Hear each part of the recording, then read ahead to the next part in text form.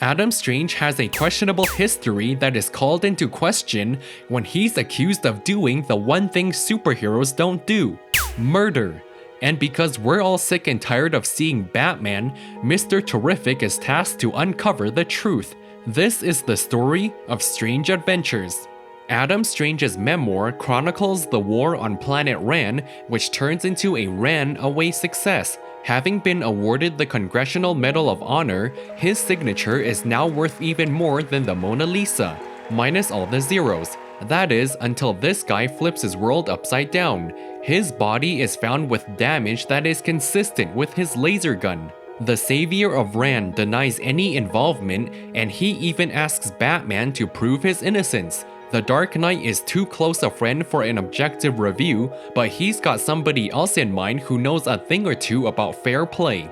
Titled Strange Adventures, the book opens with Adam Strange catching a Zeta beam to planet Rann, the fastest way to travel 40 trillion kilometers. If you have no idea how far that is, you should switch to a real measurement system. Helplessly outnumbered by the invading Pict army, his family makes the difficult decision to evacuate into the rurals.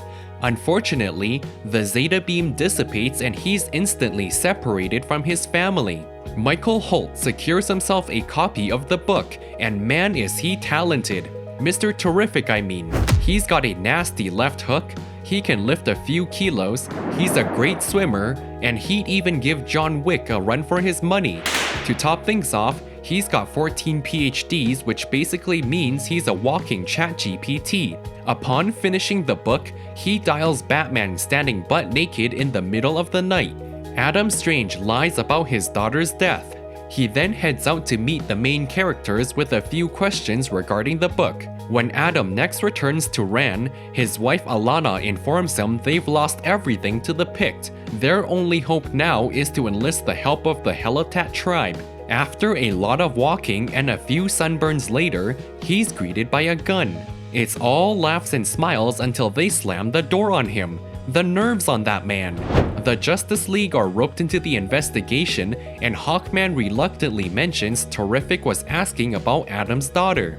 The Adam Strange investigation goes public, and yet they lied to the press claiming they did not know of it. Furthermore, his wife reaffirms their only priority is to ensure Earth's safety against a Pict invasion.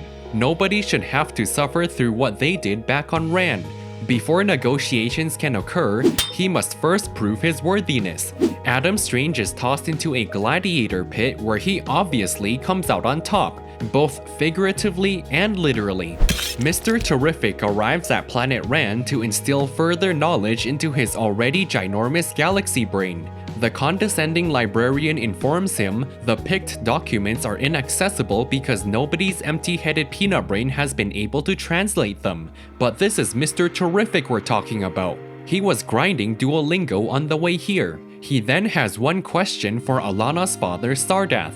When he's asked about Aaliyah Strange's whereabouts, he slaps Terrific across the face. Once again, we're reminded of what fair play means.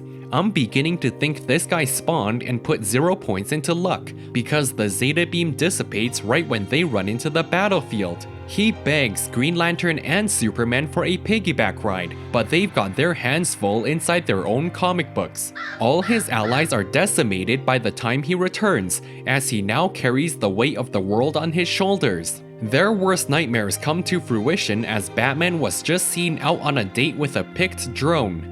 Alana reinforces that Rann was thousands of years beyond our technology, and yet it wasn't enough to save her daughter or her planet. True, but they also didn't have a Justice League. Martian Manhunter assures the world's greatest superheroes have it under control. After all, we've been through countless crisis events, and there's always a war for Gotham every other day anyway. Maybe it was her speech, maybe it's the backless dress, but the president decides to assemble a task force to fight the invasion, spearheaded by our two main characters. The Rock Queen's army is paramount to their success, but because they're all a bunch of Richards, it's going to take an entire month to review their proposition. The couple is stuck down here with barely enough sustenance, but at least they have each other for entertainment. 30 moons later, Alana marches on in and threatens the queen to join their alliance. Never argue with an angry woman. At long last, Ran finally stands united. Alana and Michael get so thirsty staring at each other, they head out to grab some drinks and talk about dead children. Obviously, Michael reveals his pregnant wife was cancelled in a car accident. He had no interest in becoming a father, and perhaps all the guilt he feels comes from being relieved of that responsibility. On the other hand, her husband was never quite the same after he was captured by the Pict. He was out with Aaliyah one day when the Pict would then ambush them. She adds there wasn't a body to bury, to which Michael responds by saying she should ask her husband about their daughter.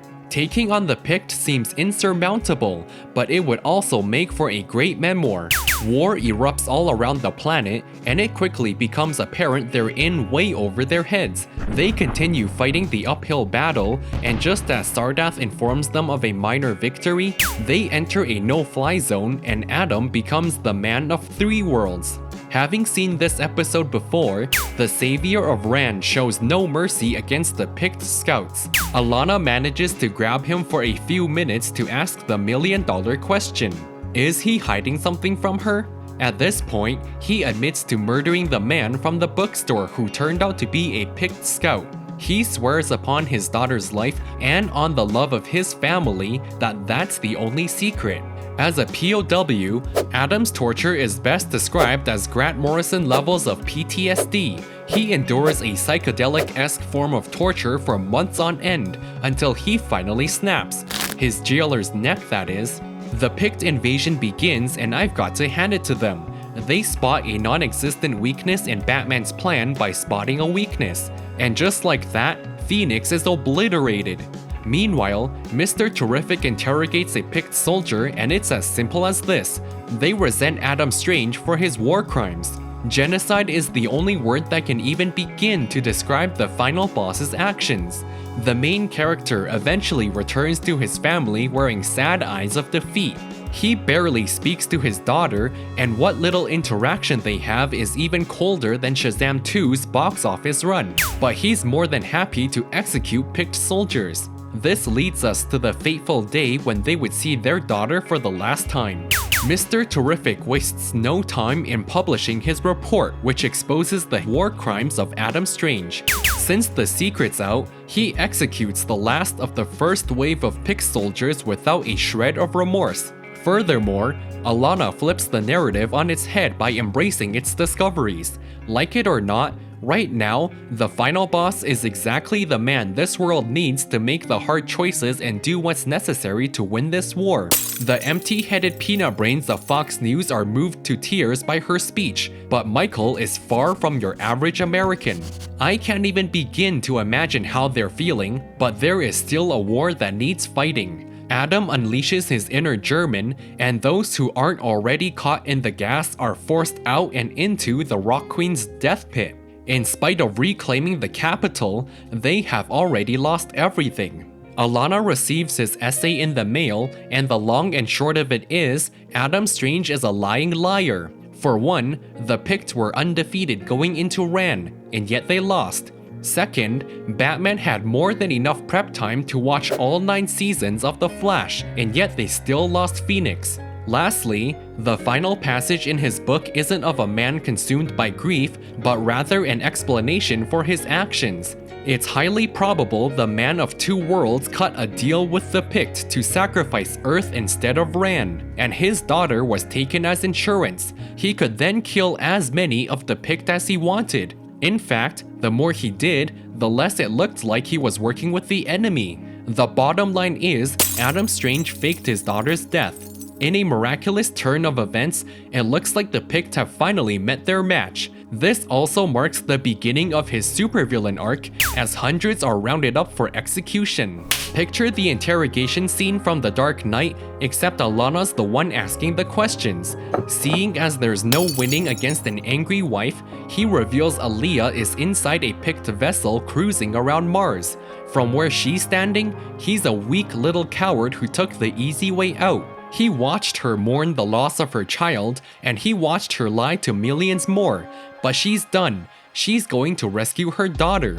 Pulling a gun on her, the final boss claims he did all of this to save Ran, to save her.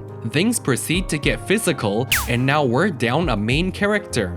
Planet Ran is officially eradicated of all picked forces. They've lost so much to get here, but in the end, they still have each other, and that's got to count for something. At long last, Aaliyah Strange is home safe and sound. Retirement doesn't exactly pay well, so he'll babysit Aaliyah while she helps with preparations on Ran against a picked counterattack. It's the least he could do, since his report is the reason Aaliyah has half a Batman starter pack now that her dad's out of the picture. Alana's got just as much blood on her hands because, blinded by love, she employed every tool in her arsenal to help that broken man. With all that's transpired on Ran, perhaps it's time for a change in scenery. There's nothing for them here aside from a constant reminder of their failures. After all, it's been proven time and again that all they need is each other. Sometime later, Alana begins writing the first draft of Strange Adventures, a story about the hero who saved Ran. If you're still window shopping, what are you waiting for? Subscribe. Insert Marvelous outro here, and I'll see you in the next one.